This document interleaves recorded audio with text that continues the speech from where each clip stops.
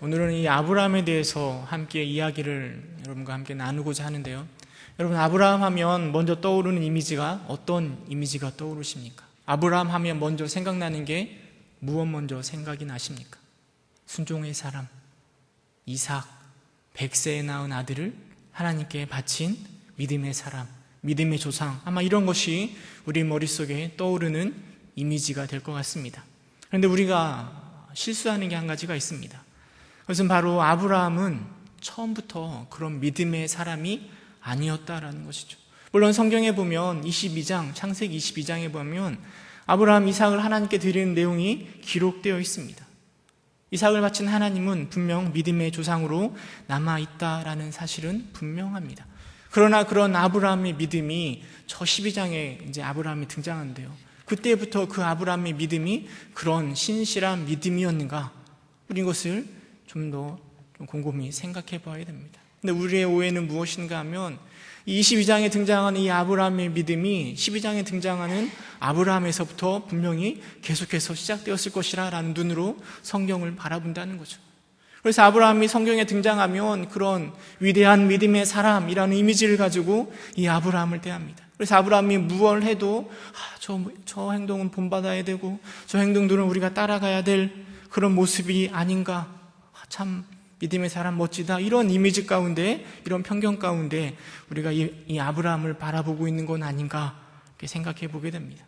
창세기를 묵상하면서 제가 발견한 건 그런 믿음의 사람, 22장에 등장하는 아브라함이 매 장마다 등장하는 것이 아니라 너무나 소심하고 너무나 믿음이 부족해 보이는 사람이라는 것을 성경 곳곳에서 발견하게 된다라는 것입니다. 얼마나 믿음이 오락가락한지, 얼마나 하나님 앞에 의심하고 불평하고 형편없는 믿음의 사람의 모습으로 등장하는지 저는 이 말씀 보면서 그게 참 마음에 기쁘더라고요. 따라갈 수 없는 아브라함인 줄만 알았는데 이 아브라함도 형편없는 믿음의 사람이구나라는 것을 묵상할 때 마음에 뿌듯함이 있더라고요. 여러분도 이 말씀 묵상하면서 그런 위로를 받으시기 바랍니다. 대신에 이런 아브라함을 받으시고 훈련시키시고 22장에 이삭을 바칠 수 있는 믿음의 사람 아브라함으로 세우신 그 하나님, 너무나 통이 크신 그 하나님께 영광을 돌리고자 합니다. 특별히 15장에 등장하는 아브라함의 모습을 살펴보기를 원하는데요. 15장 1절에 보면 이렇게 시작하고 있습니다. 이후에 여호와의 말씀이라고 이렇게 시작하고 있습니다. 그렇다면 이후라는 말은 어떤 일이 일어난 이후에 지금 15장의 이야기가 등장하고 있는데요. 그렇다면 그 일이 무엇인가 하는 것은 14장에 기록되어 있습니다. 14장에 보면 어떤 내용이 나오는가 하면 아브라함이 조카 롯을 구출하는 내용이 기록되어 있습니다. 창세기 13장에 보면 아브라함과 롯의 목자들이 서로 싸웁니다. 다투는 일 때문에 두 사람이 헤어집니다. 아브라함은 가나안 땅에 정착하기를 선택하였고 롯은 가나안 땅을 떠나 더 살기 좋은 곳, 에덴과 같고 애굽 땅과 같은 소돔과 고모라 땅을 선택하고 그쪽 지역으로 이동합니다. 롯이 그 소돔 땅에 정착하였는데요. 그런데 롯이 정착한 그 소돔 땅 가운데 큰 전쟁이 일어난 것입니다. 한쪽 진영은 어떤 곳인가 하면 아브라함을 비롯한 사해 바다 남부 지역에 있는 5개의 나라가 연합한 이 하나 연합군이고요. 또 한쪽은 어떤 사람들인가 하면 저기 시날 지역, 그러니까 바벨론 지역에 살고 있었던 4개의 나라가 연합한 연합군이 지금 이 사해 근처에서 전쟁을 펼치고 있는 것입니다. 왜 이들이 전쟁을 펼치는가 하면 무려 13년 동안 이 사해 지역에 있었던 롯이 살고 있었던 소돔이 포함되어 있던 그 지역 사람들이 저기 시날 지역에 있는 사람들을 섬겨왔습니다. 공물을 보내고 조공을 보내고 이렇게 섬겨왔었는데요. 그런데 14년째가 되던 해에 그들이 배반을 한 것이죠. 사해 연합군, 그들이 그 시날 지역에 있었던 연합군을 배반하고 스스로 독립하기를 선포한 겁니다. 그래서 그 모습을 바라보고 그들을 혼내주려고 저 바벨론의 시날 지역에 있었던 4개의 나라의 연합군이 쳐들어온 것이죠. 그럴 수밖에 없었던 것이 사해에는 소금이 유명하거든요. 그 시날 지역에 살고 있었던 사람들은 그 소금을 포기할 수가 없었던 것입니다. 그래서 다섯 나라가 또 네 나라가 연합한 두 무리들이 그 큰 전쟁을 일으킨 것입니다. 여러분, 그 전쟁에서 누가 이겼을까요? 시날 동맹군이 승리하였습니다. 롯이 포함되어 있는 사해 동맹군이 패한 것입니다. 승리한 시날 동맹군은 소돔과 고무라의 모든 재물과 양식을 빼앗아갔습니다. 그리고 소돔에 거주하고 있었던 롯마저도 잡아가고 그 재물을 노략해 갔습니다. 그 전쟁에서 도망친 한 사람이 이 사실을 아브라함에게 알려줍니다. 그러자 아브라함은 롯을 구출하기 위하여서 자신의 군사였던 318명을 데리고 그 밤중에 쫓아가서 롯을 구한 것입니다. 사실 아브라함이 간이 부은 것 같습니다. 지금 싸울 그 나라는 어떤 나라인가 하면 아주 막강한 나라입니다. 네 나라가 연합한, 그래서 사해 지역의 다섯 나라가 연합한 그 군사를 무찌른 막강한 군대입니다. 그런데 그 군대를 향하여 함께 싸움을 걸려고 나아간 것입니다. 물론 전쟁에 승리한 시날 동맹군은 긴장이 풀렸을 것이고 승리에 대한 승리에 대한 것에 대해서 이렇게 마시고 하면서 그 축하하고 있는 상황 가운데 아브라함이 역습을 이렇게 취함으로 그 전쟁에서 승리할 수도 있었을 것 같습니다. 그러나 무엇보다 중요한 건 하나님의 은혜가 임함으로 아브라함은 318명의 사람을 데리고 롯을 구출해 내는 모습이 14장에 기록되어 있습니다. 전쟁에서 승리하고 돌아온 아브라함을 소돔 사람들이 얼마나 환영해 주었을까요? 소돔왕은 전쟁에서 승리한 모든 전리품을 아브라함에게 다 가져라 라고 이야기합니다. 그러나 아브라함은 거절합니다. 아브라함이 그 모든 전리품을 거절한 이유는 그 전리품으로 인하여서 내가 부자 되었다라는 이야기를 듣기 싫었기 때문입니다. 아브라함은 삶을 통해서 무엇을 느꼈는가 하면 하나님이 채워주시고 하나님이 나에게 이 모든 것을 채워주셨다라는 것을 확신하고 있습니다. 그의 삶을 통하여 느끼는 하나님의 모습이 그것입니다. 그러기에 아브라함은 그 전리품을 받음으로 하나님의 이름 앞에 먹칠하기를 싫었기 때문에 그렇게 거절한 내용이 14장에 기록되어 있습니다. 그리고 그 일 후에 그런 전쟁에서 승리한 이후에 15장의 내용이 기록되어 있습니다. 우리 1절 말씀, 다시 한번 15장 1절 말씀 함께 읽어보도록 하겠습니다. 함께 읽겠습니다. 시작.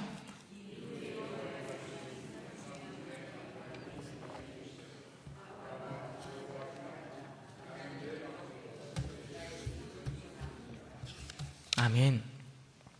좀 참으로 의아한 말씀입니다. 14장에서 보면 아브라함은 승리할 수 없는 상황 가운데 전쟁에서 승리하였습니다. 모든 사람들이 아브라함을 높이 평가했을 것입니다. 어찌 보면 소돔 사람들이 이 아브라함을 왕으로 세우고 싶었을지도 모르겠습니다. 아브라함의 이름은 아마도 소돔과 고모라 지역에서 계속 오르락내리락 하고 있었을 것입니다. 그런데 그 일 후에 하나님의 말씀이 아브라함에게 임하는데요. 뭐라고 임하는가 하면 두려워 말라라고 이야기합니다. 그만큼 아브라함이 무엇인가에 두려워 떨고 있다라는 것입니다. 하나님이 얼마나 급하셨는지 아니면 아브라함이 얼마나 두려워 떠는지 여호와의 말씀이 환상 중에 임하였다라고 성경은 기록하고 있습니다. 여호와의 말씀이 환상 중에 임한 것은 성경에 거의 기록되어 있지 않은 아주 특별한 경우입니다. 여호와의 말씀이 환상 중에 임하였다라는 것은 하나님께서 초자연적인 능력으로 그 무엇인가를 아브라함에게 보여주시는 것이고 확실한 깨달음을 주시기 위한 하나님의 신적 계시를 말하는 것입니다. 여러분, 도대체 왜 아브라함은 그렇게 좋은 승리의 사건 이후에 무엇 때문에 이렇게 두려워 떨고 있었던 것일까요?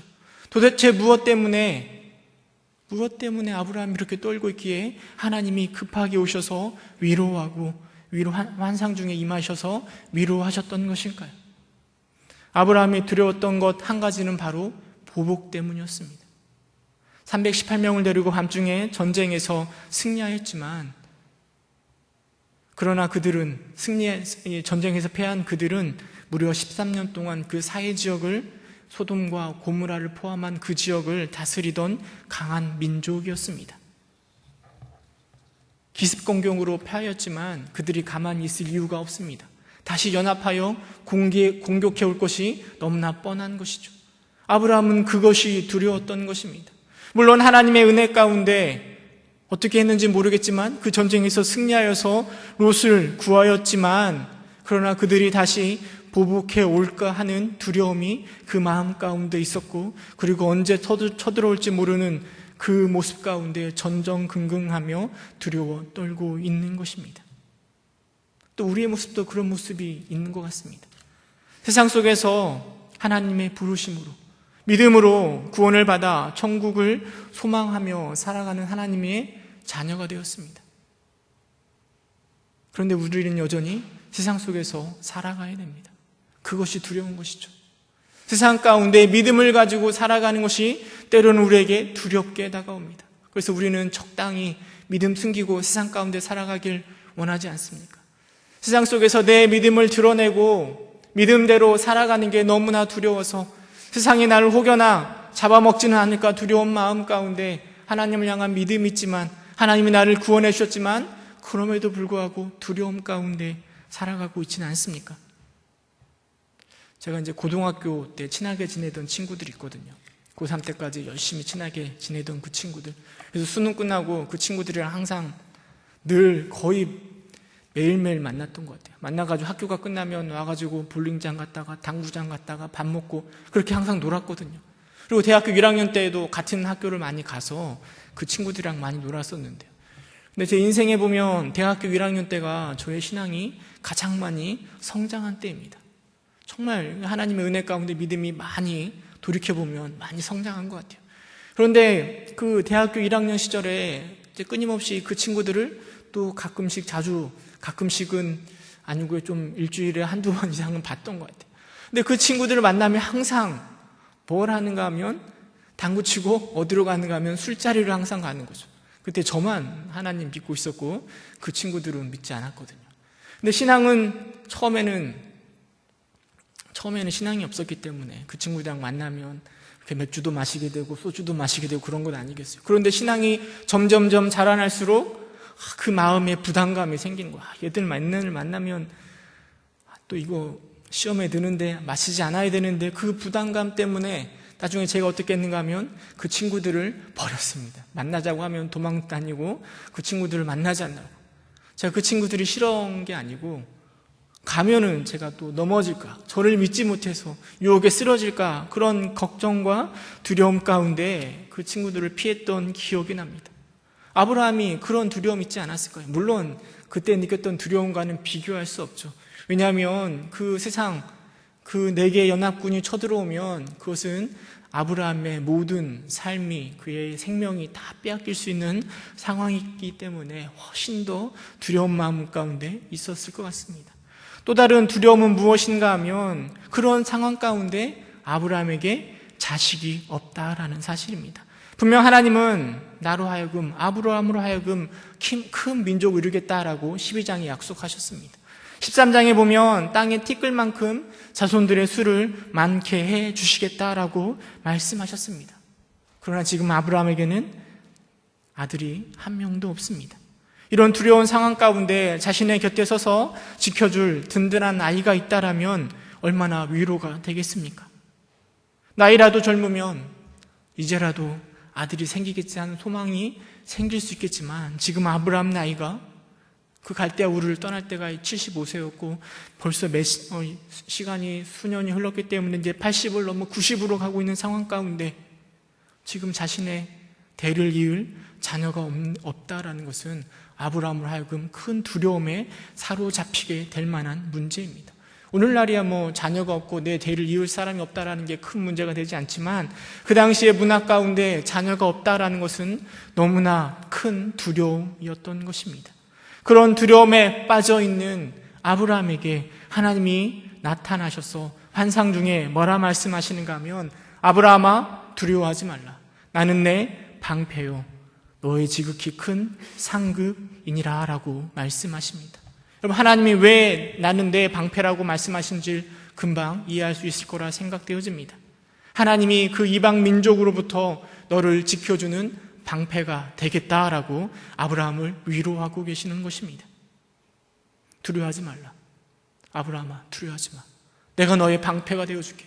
내 나라 아무리 연합하여 나를 공격해와도 내 앞에는 아무것도 아니야. 그러니 두려워하지 마. 내가 너의 방패가 되어줄게. 방패가 되어준다는 이야기는요, 역대하 20장 15절의 말씀이 생각나게 합니다. 우리 역대하 20장 15절 말씀 함께 읽어보도록 하겠습니다. 역대하 20장 15절 함께 읽겠습니다. 시작.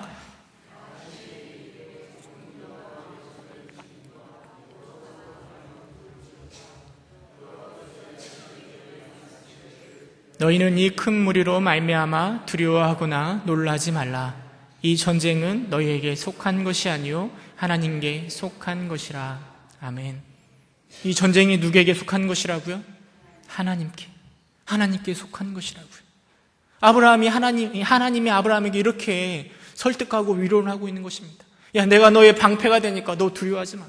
하나님이 너의 방패가 되어서 신할 내 나라가 연합한 그 모든 그 군대가 쳐들어도 이미 싸움의 승리는 보장되어 있으니까 결코 두려워하지 마. 내가 너의 방패가 되어줄게. 이렇게 하나님이 아브라함을 위로하고 계십니다.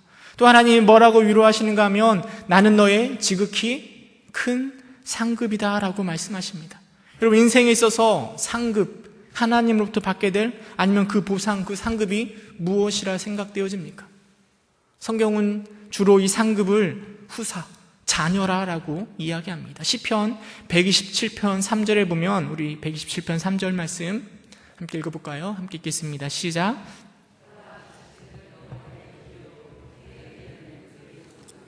태의 열매는 그의 상급이다 라고 이야기합니다. 하나님께서 자녀가 없어서 걱정하고 있는 아브라함에게 뭐라고 이야기하는가 하면 나는 너의 지극히 큰 상급이라. 하나님이 아브라함의 큰 상급이 되시겠다라고 말씀하십니다.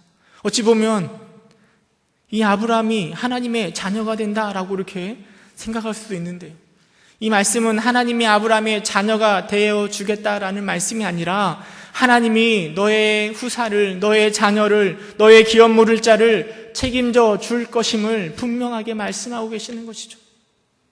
자녀가 없는 것, 상급이 없는 것, 후사가 없는 것, 그것으로 걱정하지 마. 내가 너의 상급이 되어줄게. 내가 너의 그 후사를, 상급을 반드시 책임져 주고 너로 하여금 큰 상급이 되게 해줄 테니까 두려워하지 말라라고 하나님이 아브라함을 설득하며 두려움에 떨지 말라라고 위로하고 이 말씀해 주시고 계시는 것입니다. 우리가 알고 있는 아브라함이라고 한다면 이런 하나님의 말씀 앞에 그의 마음에 믿음으로 그 두려움을 떨쳐버리고 평안을 누릴 것 같은데요, 그런데 아브라함의 반응이 신통치가 않습니다. 우리 2절 3절 말씀 함께 읽어볼까요? 2절 3절 함께 읽겠습니다. 시작.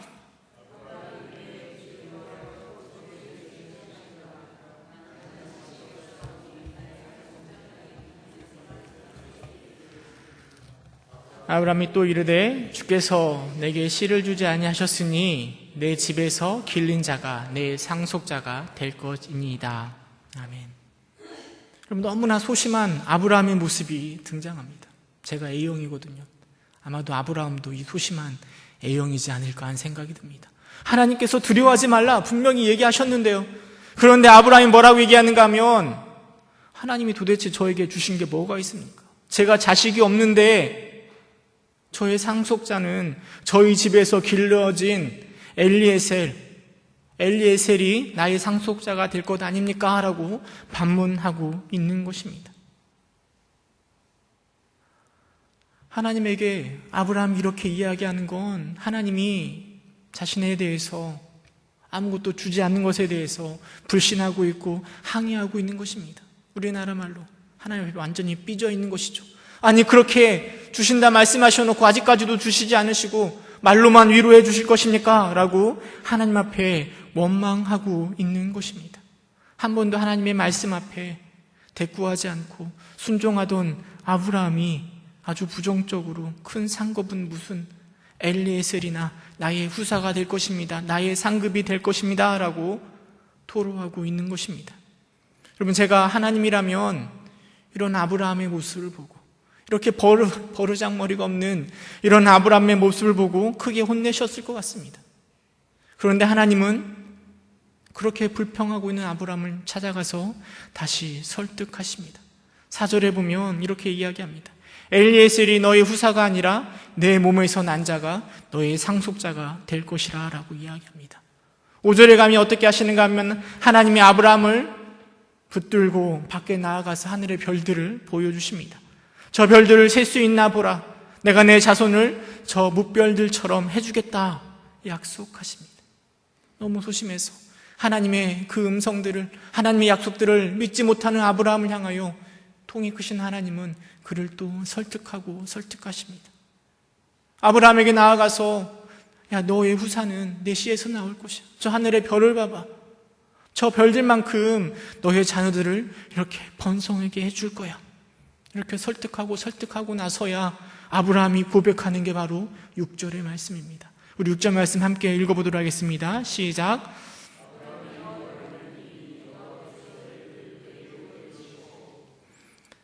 하나님을 믿었고 그의 의로 여기신 것이죠. 여러분, 이 말씀을 바라보면서요, 정말 아브라함이 믿음이 좋구나 이렇게 생각해야 될까요? 아브라함의 믿음이 좋은 것이 아니라 하나님이 옆에서 그렇게 설득하셔서 아브라함으로 하여금 하나님을 믿고 신뢰할 수 있도록 만든 것이죠. 이렇게 하나님이 이해심이 높고 통이 크신 하나님이 이 소심한 아브라함에게 찾아가서 위로하고 약속하시고 설득하시는 모습을 우리는 오늘 본문 말씀을 통해서 찾아보게 되는 것입니다.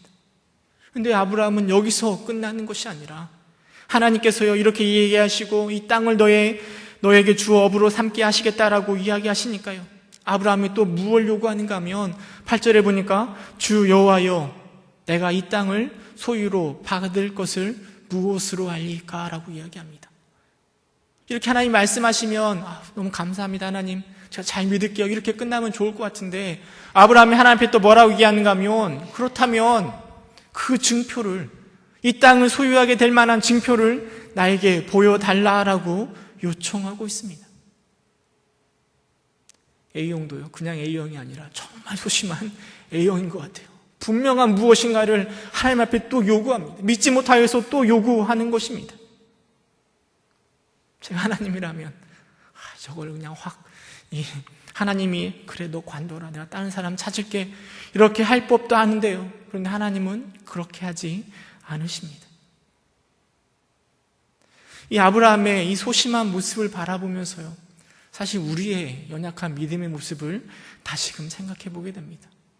믿음의 발전, 우리 신앙의 한 전진을 위해서 이룰 때마다 얼마나 많이 의심하고 걱정하고 염려가 많은지, 하나님이 하시겠다 하면 그냥 아멘으로 순종하고 나아가면 좋을 텐데 그냥 그렇게 막 주저주저 하는 것이죠. 한 발짝만 내디면 더 큰 하나님의 은혜를 누릴 수 있음에도 불구하고 그냥 그 내디기를 막 두려워하는 거죠. 세상 가운데서는 그냥 무대포로 막 저주르고 보자 이렇게 생각하면서도 하나님의 약속 앞에서는 왜 이렇게도 의심이 많은지, 그게 바로 우리의 모습입니다. 혹여나 여러분 아직도 제자훈련 할까 말까, 전도 폭발할까 말까 갈등하고 계십니까? 그냥 저지르고 보시기 바랍니다. 이런 연약한 아브라함을 하나님이 이제 어떻게 하시는가 하면 몇 가지를 준비하라 말씀하십니다. 3년 된 암소, 3년 된 암염소, 또 3년 된 수양, 그리고 집비둘기를 준비하라 말씀하십니다. 그리고 준비된 것에 중간을 쪼개고 마주놓게 하라고 준비하십니다. 하나님께서 이것을 준비하신 것은 예배를 위한 것이 아닙니다. 그것은 과거 당시에 언약을 맺을 때 사용하는 풍습에서 유래한 것이죠. 언약을 맺을 때 그 언약에 대한 자세, 언약을 이렇게 맺고자 하는 사람들의 자세를 확고히 하기 위해서 무슨 일을 했는가 하면 동물들을 중간을 쪼개놓고 그 사이를 걸어갑니다. 그 의미가 무슨 의미인가 하면 앞으로 이 체결한 언약들이 혹여나 지켜지지 않으면 저 찢겨진 짐승들처럼 언약을 체결한 우리의 몸이 저렇게 찢겨질 것이라 라는 것을 다짐하는 것입니다. 하나님께서요, 아브라함에게 그 증표를 달라고 하는 그 아브라함에게 그 짐승들을 쪼개놓고요, 밤이 되면 그 쪼갠 사이에 누가 지나가는가 하면 횃불이 지나간다라고 성경은 기록하고 있습니다. 여러분, 이 횃불은 누굴 상징하는가 하면 바로 하나님을 상징합니다. 모세에게 떨기나무 가운데 임하셨던 그 하나님, 불기둥으로 임하셨던 그 하나님이 아브라함에게 확실한 증표를 보여주기 위하여서 그 밤에 그 사이를 지나갑니다.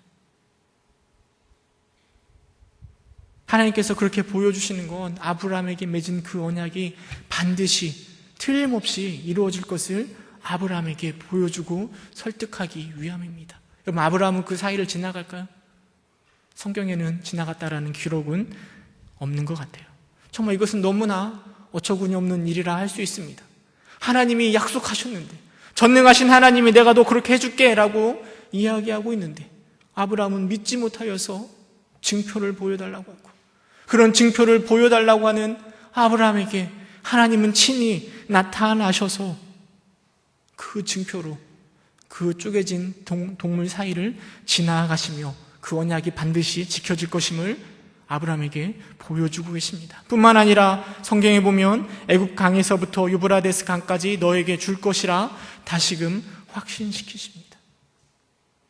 전능하신 하나님이시지만 저 보잘것없는 아브라함을 향하여 얼마나 크게 이해하시고 얼마나 너그럽게 안아주시는지 우리가 그 하나님에 대해서 잘 모르는 것 같아서요, 성경에도 그 하나님에 대해서 기록하고 있습니다. 오늘 담임 목사님 지난 주일날 설교하셨던 것처럼 로마서 11장 33절에 보면 깊도다 하나님의 지혜와 지식의 풍성함이여 라고 기록하고 있습니다. 에베소서 3장 19절에 보면 그 하나님의 넓은 그 마음을 이렇게 표현하고 있습니다. 우리 에베소서 3장 19절 함께 읽어보도록 하겠습니다. 에베소서 3장 19절 함께 읽겠습니다. 시작.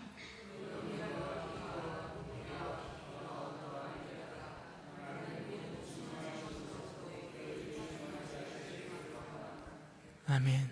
여러분, 아브라함에게 찾아가셨던, 그래서 끊임없이 하나님을 향하여 무언가를 요청하고 믿지 못하는 그 아브라함을 설득시켰던 그 하나님이 바로 우리가 믿고 있는 하나님이십니다.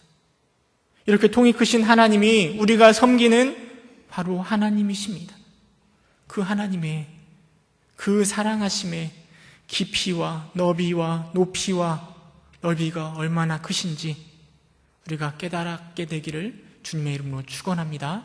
그 충만함이 여러분 가운데 가득하기를 주의 이름으로 축원합니다.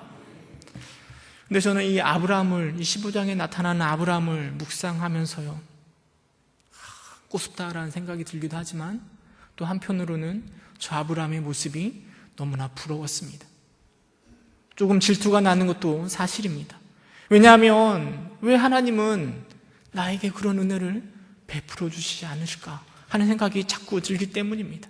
소심한 아브라함에게 찾아가시는 그 하나님, 환상 중에 말씀 가운데 임하신 하나님이 나에게도 임하셨으면 얼마나 좋을까.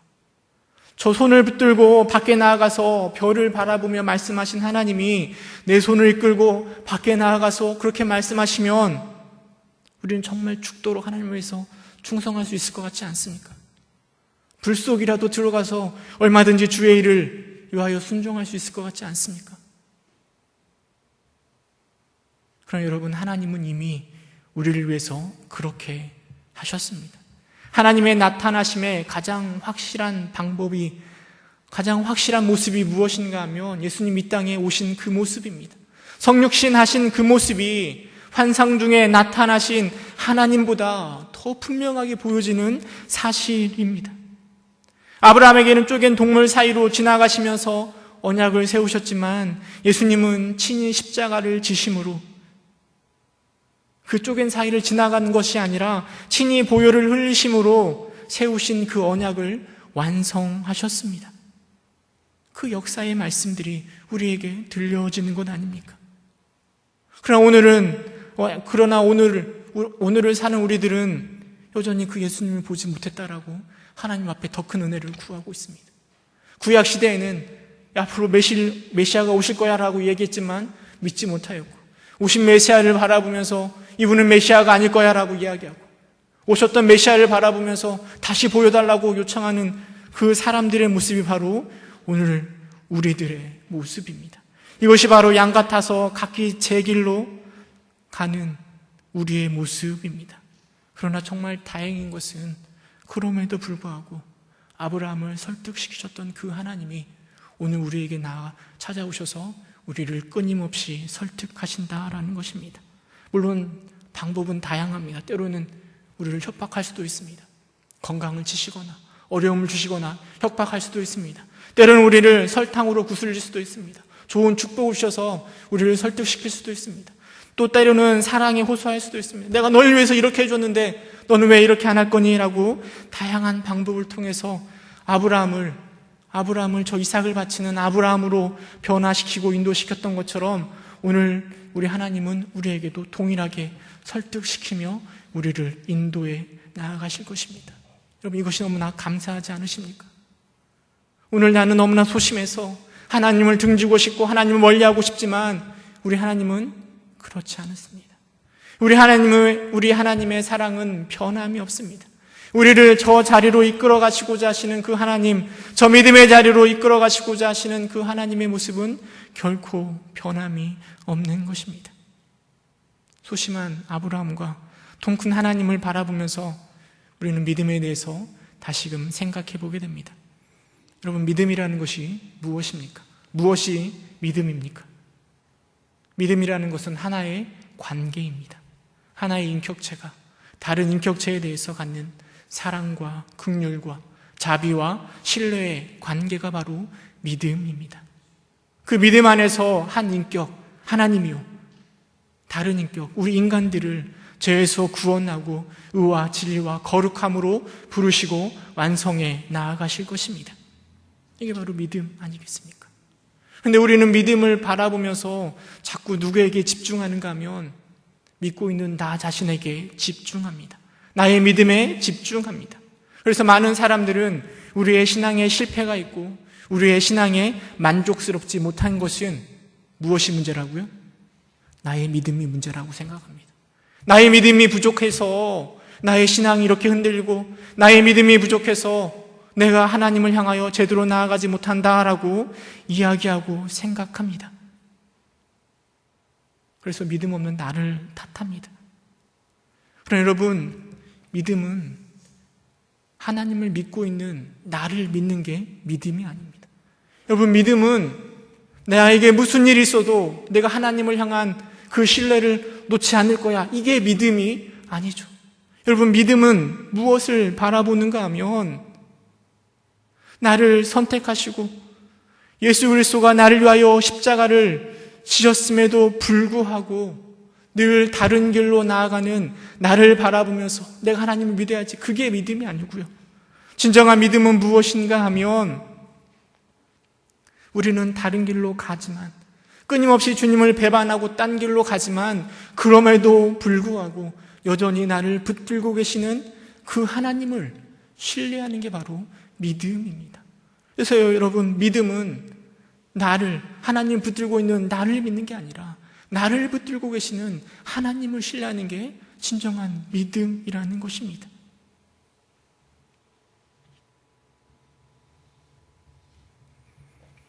여러분, 학교를 갈 때요, 요즘엔 도시락을 안 싸가는데 예전에는 도시락을 하나 싸가잖아요. 여러분, 왜 도시락을 싸갈까요? 점심을 먹어야 되니까 도시락을 싸가는 거 아니겠습니까? 도시락을 2개 싸간 이유는 저녁까지 먹고 오니까 도시락을 2개 싸가는 거죠. 그럼 여름에 휴가 갈 때 겨울옷 챙겨가시나요? 안 챙겨가죠. 왜냐하면 잠깐 있다 올 것이기 때문에요. 겨울옷을 챙겨간다라는 것은 무슨 의미인가 하면 거기서 겨울을 나기 때문에 겨울옷을 챙겨가는 것이죠. 여러분, 우리가 신앙의 저 천국을 향하여서 신앙의 여정을 떠나갈 때 우리는 무엇을 가지고 가는가 하면 믿음을 가지고 갑니다. 믿음을 붙들고 나아갑니다. 그것은 무엇을 의미하는가 하면 나는 여전히 연약하여서 소심하여서 하나님을 떠나고 하나님을 배반하고 자꾸 세상을 향하여 눈을 돌이켜보지만, 그러나 그 믿음은 무엇을 바라보게 하는가 하면 나는 연약하지만, 나는 부족하지만, 그러나 하나님은 내 곁에 계셔서 나를 끊임없이 설득하시고 아브라함을 설득하셔서 저 믿음의 자리로 인도하셨던 것처럼 나를 설득하여서 저 믿음의 자리로 이끄실 그 하나님을 바라보게 하는 것, 그러기에 우리는 믿음을 가지고 세상 가운데 나아가는 것입니다. 천국을 향하여 나아가는 것입니다. 우리의 영적인 침체, 신앙이 없어서 자꾸만 흔들리는 우리의 연약한 모습은 어쩌면 너무나 당연합니다. 그러나 오늘 아브라함과 이 하나님의 모습을 바라보면서 우리에게 큰 위로가 되는 것은, 그럼에도 불구하고 우리 하나님은, 통이 크신 우리 하나님은 너무나 연약한 우리를 포기하지 않으신다라는 것입니다. 우리가 연약할 때, 우리의 믿음이 무너져 내릴 때 우리의 소망이 되는 건 각성하고 그 연약함과 그 피폐함 가운데 나를 각성시킬 나의 지혜와 나의 경험과 나의 힘이 아니라,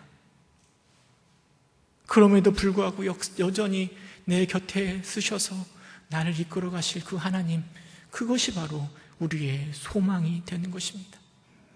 여러분, 그 하나님 바라보면서 신앙생활 하시는 여러분 되시기를 소망합니다.